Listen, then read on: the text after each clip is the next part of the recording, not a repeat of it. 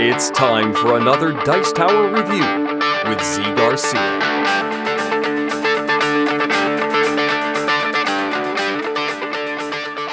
Hey everybody, today I'm taking a look at Odin's Ravens, the reprint of a game that came out a few years ago, went out of print, was on Kickstarter from a different company, had kind of a sordid story there. Now Osprey Games has published the game in this very attractive package, as you can see right off the bat. You can tell it's a very gorgeous game, and the game has some changes from that original version, which I liked. So, what did they change? Is the game still a solid game? Let's find out. I'm going to give you an overview here, and I'll tell you what I think of it.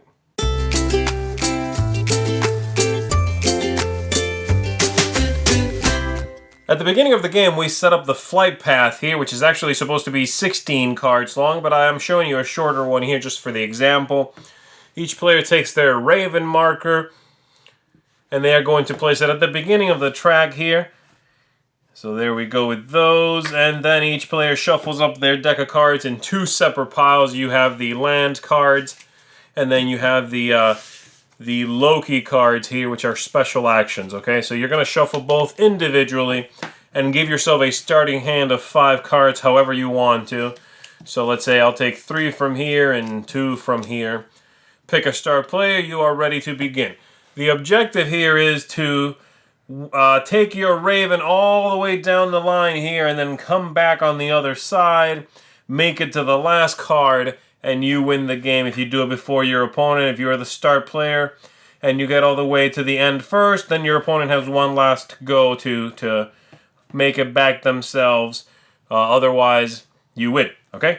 And so each round goes like this. I'm allowed to play as many cards as I want to from my hand, and I need to play cards that match the land type in front of me in order to move ahead. For example, if I had, let me grab one here. This, I don't have any. This one. If I had this land type here, which is the one in front of my Raven, well, I could play that into my discard pile and then move my Raven ahead. If there are multiple land types that are together, I will move to the last one. That is to say, if I were to switch these two, and I played that yellow card, well, then I could move from off the board all the way to this second card here, okay? You can also, if you don't have the card necessary, you can play 2 cards that match each other to then move ahead to the next land type. But let's say I did this, and then let's say I play that and I move on to this one. Then let's say I don't have this, so I could play both of these that match each other, even though they do not match the land type that's next, and I could move ahead onto that. And then let's say I'm done. I can stop whenever I want to. At the end of my round, I will draw 3 cards again in whatever combination I want here. So I'm going to go ahead and draw 3 land types. Then it's my opponent's turn. That's pretty much the flow of the game back and forth. Of course, the thing that mixes all of this up is the Loki cards themselves, and they let you do a few different things. Each one has 2 actions, and you pick the one you want. This one lets you move yourself ahead 1 or move your opponent's Raven back 1. This one lets you draw 2 cards into your hand, or it lets you add a card sideways to the outside of the path from the leftover land cards, and your opponent's going to have to traverse that card as well. This one is the same as the other. There's 2 of each, as you can see, okay? This one lets you rotate a card around, so you can have land types that match, for example. So you can jump over them with a single card play, or you can eliminate a card that effectively makes the path shorter.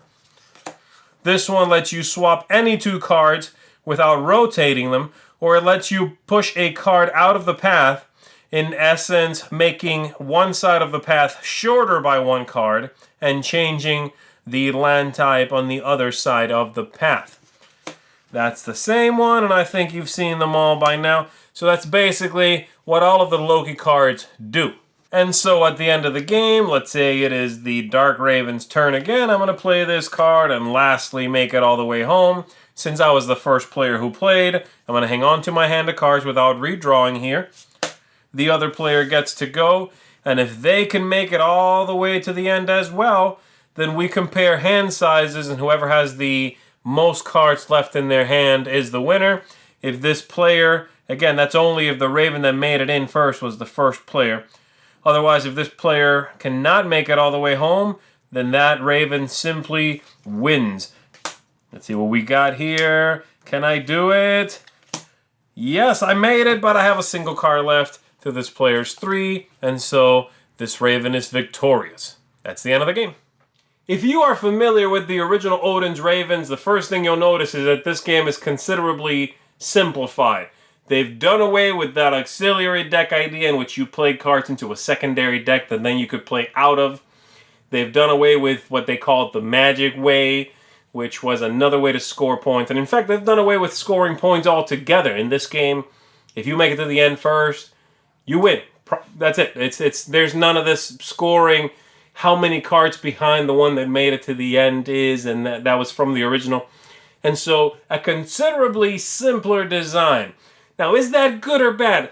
Well, that largely depends on what you want out of this 2-player racing game. I think it's a nice sort of sidestep for the original design. It simplifies it, which means I can probably get this played with more people, so I'm good with that. And the package as a whole is very well done. It's an attractive game. The cards are nice. The box is a little interesting. It's kind of weird. It opens up like this, which is not good or bad, but sort of strange. My one complaint is the Ravens themselves.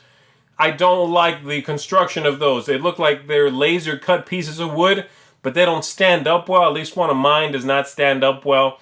And they're just not, I don't find them very attractive myself. But everything else is nice, looks good, great artwork. And so the game, while it is simpler than the original, and if you were hoping for a straight reprint of the original, you might be disappointed. I think that they've made some interesting changes here, made the game lighter, more accessible, and hopefully this is the kind of thing that's going to appeal to couples, to folks that are perhaps tight for time. It's pretty quick and it's pretty fun. It's got a little bit of meanness to it, just a touch with the low-key cards, and you can mess with the other player, but it's very lighthearted, and it does not feel vindictive or anything like that. And so I would recommend you check out Odin's Ravens. I like the original back when it came out, and I like it now that it is back again in this simplified form. Check this one out, folks. If you want a nice, light racing game for 2 players, Odin's Raven might fit the bill for you. Check it out, Odin's Ravens. Thanks so much for watching the Dice Tower videos. Find more great videos and reviews, as well as our top-rated audio podcast at Dicetower.com. You can also find other great shows at DicetowerNetwork.com. I'm Eric Summerer, and you've been watching The Dice Tower. The Dice Tower is sponsored by Cool Stuff Inc., where you can find great games for great prices. Cool stuff in stock. Check them out at CoolStuffInc.com.